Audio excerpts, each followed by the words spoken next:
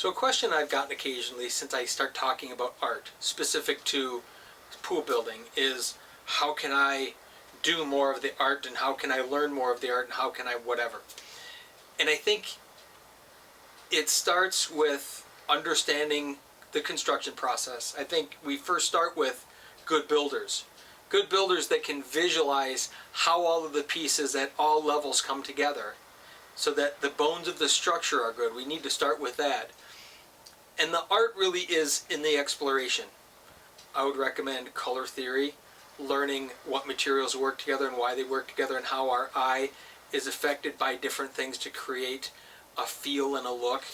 I think that's probably primary. That, and then color palettes, learning more specifically how to work into a color palette, how to stay, what materials, how that affects it, how they change, how they age. A lot of that is important. And then selecting materials that you love to work with. I think if it's going to be art, it needs to be something that you really love to work with.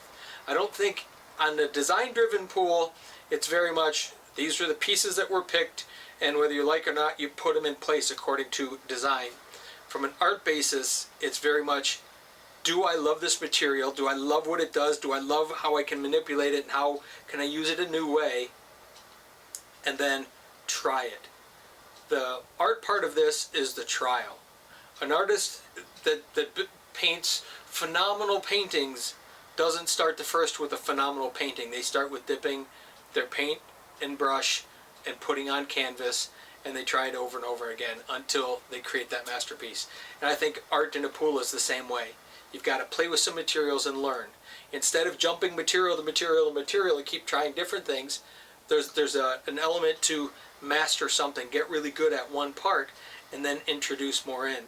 Instead of throwing a whole palette of things at you and just hodgepodge it together, which might work, you could call it art, but it may not be either physically appealing and may not be emotionally appealing to people.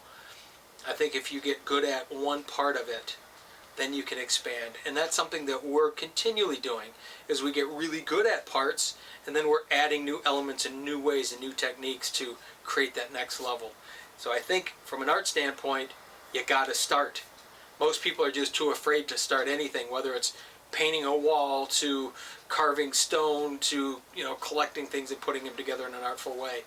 But I think the key is you got to get started, and you got to be willing to make some mistakes, take some sacrifices. You might have to redo things a few times, but once you do that and you can start to get a sense of what it can be, then the next project you can make better. And then what you learn on this one, you learn and use for the next one, and then what you learn there, you learn and use for the next one. And before long, you're doing art all the time, and it becomes your art.